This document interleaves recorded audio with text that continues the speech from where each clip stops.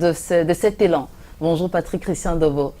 Bonjour à toi Patricia, bonjour à nos téléspectateurs ce matin. C'est avec un grand plaisir que l'on vous accueille sur ce plateau. Écoutez, le plaisir est partagé, surtout quand il s'agit de donner le maximum qu'on peut par rapport à la compréhension d'un certain nombre de sujets, ou bien à l'analyse, ou simplement à un regard qu'on jette sur ces sujets-là d'intérêt général, des sujets qui ont attrait sur le vécu, le développement, le quotidien de notre pays, et quelquefois aussi au-delà de nos frontières. Voilà. Ça c'est clair, c'est un sujet digne d'intérêt, évidemment pour toute la nation camerounaise, et on est en droit de se demander si la solution ne viendra peut-être pas finalement des hommes de Dieu. On peut bien se poser la question, même si dans l'évolution de cette crise désormais actée anglophone, on a eu beaucoup d'interrogations, il y a eu des initiatives de la part du gouvernement, des initiatives individuelles. On se rappelle bien du cas de Gaga Aman ou bien de bien d'autres qui ont fait des descentes dans ces partis, qui ont tenté des concertations. Le gouvernement qui présente un certain nombre de réponses aux revendications sociales et d'approches qu'il a mis en avant par rapport à cette crise. Il y a un certain nombre d'initiatives qui ont été prises auparavant et jusqu'ici, on ne semble pas véritablement être sorti de cette spirale de violence et d'incompréhension, ou bien de positions tranchées.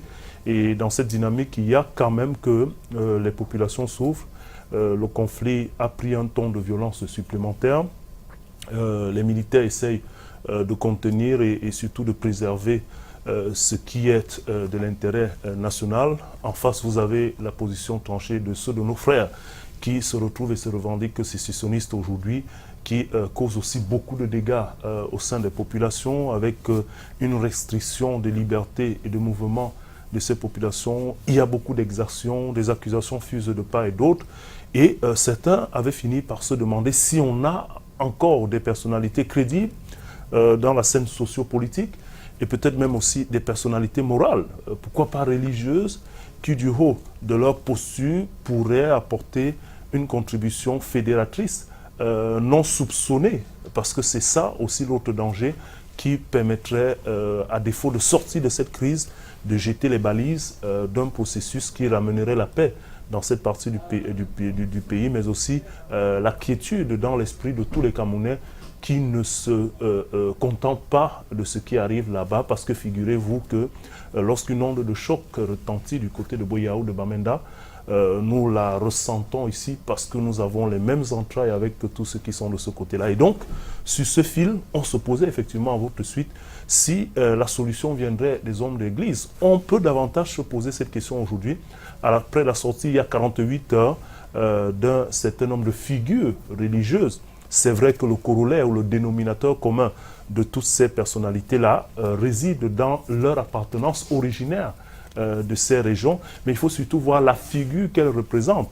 L'imam central du côté de Boya, l'imam central du côté de Bamenda, vous voyez symboliquement le chef de l'église presbytérienne au Cameroun qui est aussi localisé de ce côté-là, surtout à l'invitation, il faut le mentionner, à l'invitation du cardinal Christian Toumi, pour qu'il y ait concertation entre ces figures religieuses fortement représentatives dans ces parties du pays, pour voir ensemble comment ils allaient essayer d'apporter leur concours dans cette multitude de propositions ou d'initiatives visant à ramener la paix dans ces parties du pays. Et donc, une initiative du Christian cardinal Toumi en termes de concertation qui fait désormais de tous ces hommes d'église, ces hommes de Dieu, je préfère le dire ainsi, des co-initiateurs de ce que nous devons retenir comme étant justement la conférence générale de tous les anglophones qui a été annoncée à la sortie, n'est-ce pas, de cette concertation. Le communiqué qui a été lu et rendu public fait donc état de ce qu'une conférence générale de tous les anglophones, à l'initiative de ces hommes de Dieu, devrait se tenir les 29 et 30 août prochains dans la ville de Boya. Voilà donc la quintessence et l'essentiel de ce communiqué qui peut nous amener à votre suite à nous poser la question de savoir si les hommes de Dieu vont réussir là où beaucoup, jusqu'ici, à défaut de se casser la tête, n'ont véritablement pas encore fait bouger les lignes, tout au moins sur le plan visible. Il peut y avoir des tractations en dessous de table, il peut y avoir des négociations diplomatiques et autres qui peuvent porter des fruits, mais pour l'instant, il est clair que les populations continuent de vivre entre le marteau et l'enclume des forces de sécurité et de défense qui ont la mission régalienne de protéger à la fois l'intégrité territoriale et de veiller à la sécurité sur l'ensemble du territoire, et puis de ces groupes armés qui se développent avec plus ou moins justement les mêmes ambitions, parce que dans cette flopée de groupuscules armés, chacun semble avoir son agenda. Et on a véritablement du mal ces temps-ci à comprendre quelle est l'orientation définitive qu'on peut donner ou la casquette qu'on peut donner à un groupe qu'on a rencontré dans l'extrême sud-ouest et un autre qu'on rencontre dans l'extrême nord-ouest. Donc ça fait un peu trop d'amalgame et peut-être beaucoup de situations à gérer en même temps, alors qu'en face, on aurait dû avoir une seule situation, ce qui est bien dommage. Donc ces hommes d'église décident donc de se jeter à l'eau, peut-être de manière officielle, certains l'ont sans doute fait officieusement, à travers des concertations, et il nous semble logique de penser qu'une proposition comme celle-là n'arrive certainement pas sur le clic de cette concertation qui a réuni ces 5 hommes d'église ici, du côté de l'archevêché de Douala, il y a 48 heures. Il est clair qu'un certain nombre de concertations ont été faites, à la fois des acteurs du côté légal, ceux du côté illégal, et peut-être aussi des partenaires à l'échelle internationale. Ce qui transparaît tout au moins dans cette annonce rendue publique, c'est qu'effectivement, ces leaders d'opinion, ces leaders religieux ont décidé de se jeter ouvertement à l'eau parce que le constat est clair, on ne peut pas continuer dans cette dynamique où des tueries et des exactions, mais surtout la douleur des populations doit trouver une fin. Le gouvernement a présenté un certain nombre d'éléments en guise de réponse. Maintenant, on va donc regarder. Et dans la série de concertations, l'autre annonce, c'est que ces hommes de Dieu ont décidé de faire de Simon Munzu. C'est vrai que beaucoup de jeunes ne le connaissent pas, mais ceux qui sont ancrés dans l'histoire de notre pays, un certain nombre d'éléments liés justement aux étapes de notre réunification. C'est un ancien assistant et porte-parole du secrétaire général des Nations Unies, justement, qui a donc reçu de la part de ces hommes de Dieu de manière unanime la responsabilité d'être leur porte-parole, mais aussi de coordonner le comité qui va se mettre en place pour l'organisation. L'organisation, il ne sera pas le président de ce comité, mais coordonner tout au moins les différents éléments qui vont devoir se mettre ensemble en termes de préparation à cette conférence. L'autre chose qu'il faut retenir aussi, c'est que les prélats, avec le cardinal Christian Toumi en tête, disent c'est une espèce de rencontre de tous ceux qui sont originaires de cette partie du pays, de tous ceux qui ont des parents ou des grands-parents qui ont vécu, ou des ancêtres qui ont vécu dans cette partie du pays avant 1961, c'est-à-dire que c'est le point de départ de ces notions de différenciation entre Cameroun anglophone et autres après le référendum, et ainsi de suite. Mais il voudrait faire du départ de la réunification un point, tout au moins un référent qui permette aux gens de s'asseoir et de discuter. Et c'est ouvert non seulement aux enfants originaires de la région, des régions anglophones de notre pays, mais aussi à tous les acteurs administratifs et les partenaires internationaux pour que, disent-ils, il n'y ait pas d'exclusion dans cette dynamique et qu'au finish, tout le monde se rassemble et que cette conférence serve lieu de préparation pour les anglophones à la tenue d'un dialogue national. Les prélats disent, nous voulons que nous nous asseyons, nous nous regardons en face, nous les anglophones, nous nous disons ce qui ne va pas, ce qui est mauvais, comment nous avons mal agi et ce que nous devons demander. Et comme ça, dans le cadre d'un dialogue national qu'ils appellent de tout leur vœu, à l'initiative du président de la République qu'ils espèrent, ils viendront donc avec les délégués issus de cette conférence pour poser les problèmes des frères anglophones et certainement tenter de voir qu'est-ce qu'ils doivent aussi recevoir comme, et peut-être pas exigence, mais point venant des frères francophones pour que le Cameroun reste un indivisible. Et donc, dans cette dynamique, il est question de préparer le terrain à une conférence, ou disons à un dialogue national, et c'est ce qui a été annoncé par ces prélats qui ont, c'est vrai, mis en avant quelques éléments pour lesquels ils pensent pouvoir faciliter la tenue d'une telle conférence et dans la suite d'un dialogue national. Il demandait par exemple qu'il y ait la libération de quelques personnes inquiétées depuis 2016 autour de cette crise, qu'il y ait une facilitation de la tenue de cette conférence de la part des autorités, qu'il y ait également justement un cessez-le-feu de part et d'autre. C'est des questions un peu techniques qui vont demander certainement beaucoup d'autres interprétations, beaucoup d'autres ouvertures. Et à la suite de cette annonce, on peut bien se demander comment est-ce que les jours à venir vont se comporter vis-à-vis de cette conférence annoncée. Merci beaucoup Patrick Christian Ndobor. C'est déjà une très bonne chose que ces hommes de Dieu soient issus de plusieurs obédiences religieuses. Maintenant, on aimerait savoir de manière concrète ce que Christian Toumi et ses co-initiateurs, si on peut se permettre l'expression, proposent de manière concrète donc pour une éventuelle sortie de crise. Oui, disons que nous évoquions déjà quelques éléments de la proposition de ces hommes de Dieu. Maintenant, on peut, c'est vrai, en se posant de façon véritable la question de savoir qu'est-ce qu'il y a de concret, ou tout au moins se prolonger même en se disant quel est le degré de crédibilité d'une telle initiative et dans la fin, qu'est-ce qui pourrait donner à cette initiative des chances de succès, parce que c'est de ça qu'il s'agit. Une initiative comme celle qui est prise aujourd'hui n'est pas la première. Il y en a eu qui forcément ont été rendus publics et d'autres qui ne l'ont pas été. Mais vous ne pouvez pas vous imaginer depuis 2016 que nous vivons ce tourbillon qu'il n'y ait pas eu d'initiative. Il y en a eu de manière publique. C'est vrai qu'on a eu beaucoup de concertations sur le plan justement des revendications sociales. Et puis il y a même la commission Moussongue qui a fait des descentes dans ces partis et qui a ramené un certain nombre de résolutions qui étaient issues.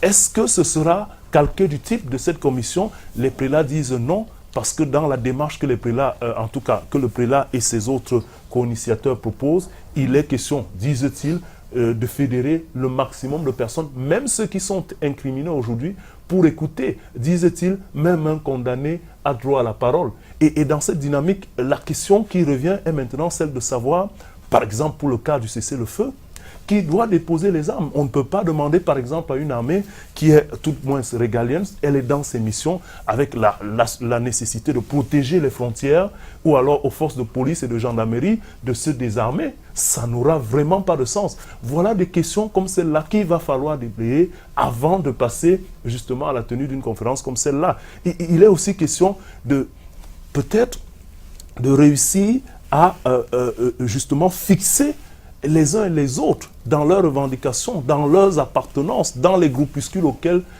ils font allusion et avec lesquels ils militent. Donc, au-delà, la question aussi de l'impunité va se poser. Comment résoudre un certain nombre de situations? C'est certainement des questions qu'il va falloir voir dans un dialogue. Et donc, on ne pourrait peut-être pas s'imaginer l'administration générale sans qu'il y ait eu des assises et sans que véritablement les gens se soient mis. Mais les conditions qu'on peut tout au moins voir préalables à la tenue d'un tel dialogue, c'est d'abord la bonne foi de tous les acteurs. La bonne foi de tous les acteurs, parce que si on va à ce type d'initiative, que ce soit à la conférence générale de tous les anglophones ou au dialogue qu'ils appellent pour la suite, c'est-à-dire après cette conférence, ce dialogue qu'ils espèrent pour pouvoir poser les éléments ressortis, les conclusions de ce dialogue, on ne peut s'imaginer que les gens y vont avec des agendas cachés.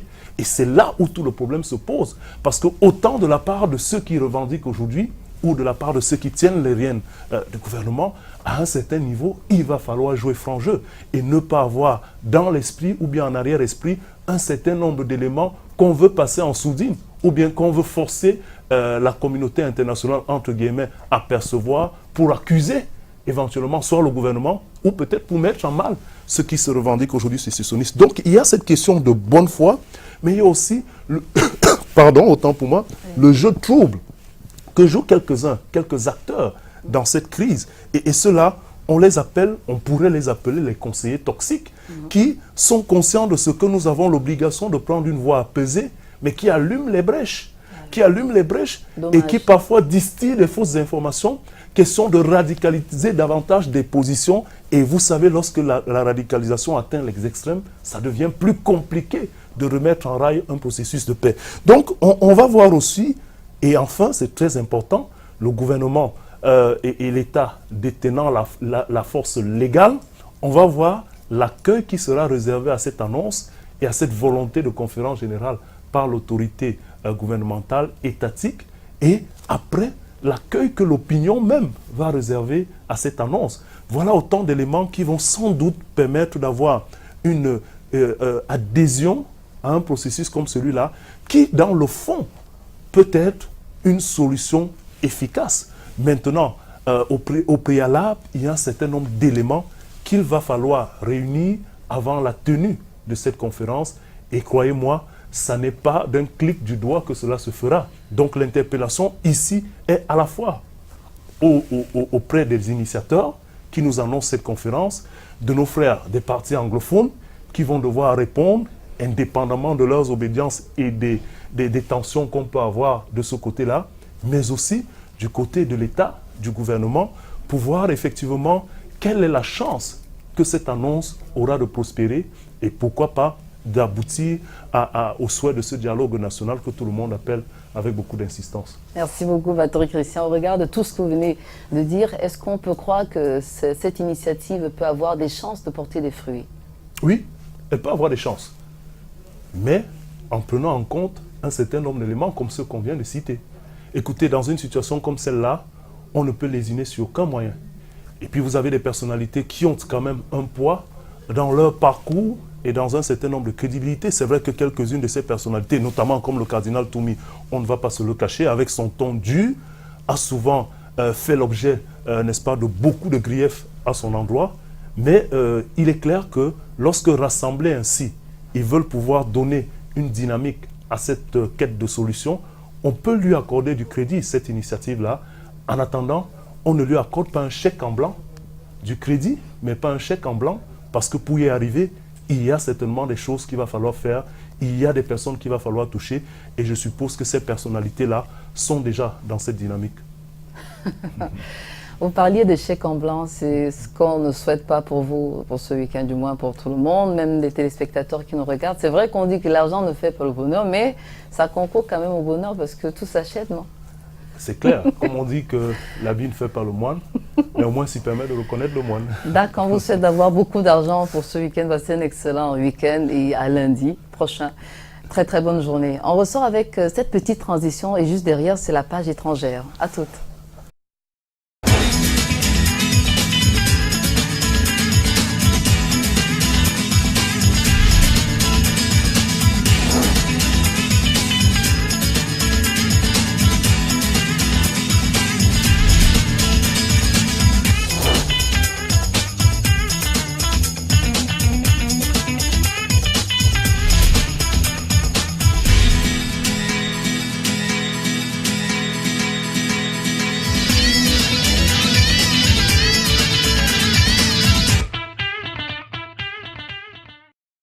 Oui. Merci à vous qui nous prenez de court. Vous avez certainement raté le regard sur l'actu de Patrick Christian Dobo, l'horoscope également, la page santé de Mireille Flormanet et la revue de presse. Mais la deuxième partie s'annonce assez intense et plein de surprises parce qu'on va accueillir pas mal d'invités en dehors de Monsieur Culture, Joe Matrix et bien sûr André Mirabeau-Mao pour la partie sport de Canal Matin. Mais on rappelle qu'on peut se rattraper easily dans les cours de 1h30 sur la chaîne Leader Canal 2 International. Alors on part de l'Afrique pour allier le reste du monde. On démarre par l'Ouganda et dire que Modi, il s'agit du Premier ministre indien qui est donc du côté de l'Ouganda. Le Premier ministre indien a affirmé hier jeudi au terme de sa visite en Ouganda, entamée mardi 24 juillet dernier, l'intention de l'Inde de resserrer les liens avec l'Afrique. Modi a notamment annoncé l'ouverture de 18 ambassades supplémentaires sur le continent d'ici 2021. Il a également annoncé des prêts à hauteur de 171 millions d'euros visant à financer des grands projets d'infrastructure en Ouganda. Ce rapprochement avec l'Afrique a avant tout pour objectif de contrer l'influence chinoise grandissante sur le continent. Et puis on se rend au Cambodge pour parler des élections contestées. Il s'agit des législatives pour ce qui est de 2018 du côté du Cambodge, alors qu'on a encore en image Monsieur Modi qui est ministre évidemment Premier ministre indien qui était donc en visite du côté de l'Ouganda. Au Cambodge, le Cambodge a donc subi un tournant autoritaire sans précédent à l'approche des élections législatives du dimanche 29 juillet dernier. Enfin, dimanche 29 juillet prochain, autant pour moi, l'indéboulonnable Premier ministre Hun Sen, au pouvoir depuis 33 ans, et son parti, le Parti du peuple cambodgien, ont donc toutes les chances de remporter ce scrutin très controversé, accusé de préparer une révolution de couleur avec le soutien de Washington. Le parti du sauvetage national du Cambodge, principal parti de l'opposition, a donc été dissous, son leader Kem Sokha emprisonné pour trahison et les médias indépendants fermés selon les observateurs. Ce recul démocratique signe l'avènement d'un système à parti unique. Voilà, on se rend du côté de la France. On va parler d'accords diplomatiques entre la France, évidemment, et l'Espagne. Emmanuel Macron, le président français, qui se rend donc du côté de l'Espagne. Emmanuel Macron se rend en Espagne et au Portugal ce jour, vendredi 27 juillet 2018, où il doit notamment rencontrer le Premier ministre Pedro Sánchez. C'est le premier déplacement hors de l'Hexagone du président français depuis l'affaire Benalla. Allez, c'est ici qu'on va refermer cette page et rapidement on en ouvre une autre. Il s'agit de celle consacrée aux dates majeures d'aujourd'hui. Vous savez, chaque jour est une date historique. Il s'est passé pas mal de choses importantes et c'est avec grand plaisir qu'on y revient. Alors qu'on a encore en image, évidemment, Monsieur Emmanuel Macron, qui est le président français, avec son homologue espagnol. 27 juillet, on y est, 1961. Ça fait beaucoup d'années. Il s'appelle Laurent Bignola. C'est le présentateur actuel des Télématins, la réplique de Canal Matin, évidemment, du côté de la France, surtout sur la chaîne France 2. Donc, il est né un 27 juillet 1961. On le revoit en image, oui, c'est lui, Laurent Bignolas. Et puis on rappelle qu'il est un journaliste et animateur de télévision française. Autre date, le 27 juillet 1998, qui marque le début de l'affaire Monica Lewinsky. On a bien entendu parler de cette affaire. Il s'agissait donc de cette dame, ou il s'agit de cette dame qui, à l'époque, était stagiaire donc au sein de la Maison Blanche, et on la soupçonnait donc d'une relation, d'avoir entretenu une relation amoureuse avec le président d'alors, le président de cette époque. Il s'appelait Bill Clinton, dont le 27 juillet 1998 marque le début de l'affaire Monica Lewinsky. Ici, on referme la page consacrée aux éphémérides, alors qu'on est rendu à quelle heure? Oui, on est rendu à 7 heures, passé exactement de 53 minutes, c'est en heure locale, 1 heure de moins en temps universel. On va évidemment poursuivre avec une très très belle ponctuation musicale. On rappelle que c'est une musique promo en rotation majeure sur Canal Matin. Il s'agit de